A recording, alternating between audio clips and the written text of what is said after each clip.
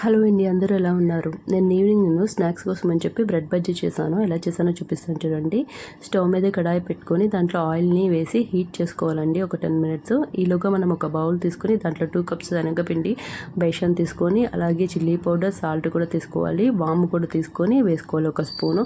వేసుకున్న తర్వాత వాటర్ వేసి వాటిలో ఇలా కలుపుకోవాలి. మరి పిండిని లూజ్గా చేసేయకూడదు, కొంచెం చిక్కగానే ఉంచాలి, అంటే బజ్జీ వచ్చేటట్టుగా, లేదు అంటే బాగా రావు. ఈలోగా బ్రెడ్ పీసెస్ తీసుకొని వాటిని ఇలా ట్రయాంగిల్ షేప్లో కట్ చేసుకోవాలి. కట్ చేసుకున్న తర్వాత బ్రెడ్ పీస్ని వెంటనే ముంచి వేసేయాలి, లేదు అంటే బ్రెడ్ పీస్ అందులోనే విరిగిపోతుంది.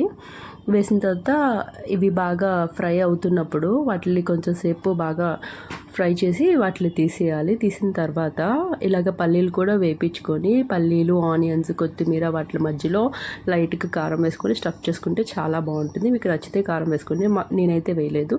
మా వీడియో మీకు నచ్చితే ప్లీజ్ సబ్స్క్రైబ్ చేసుకోండి.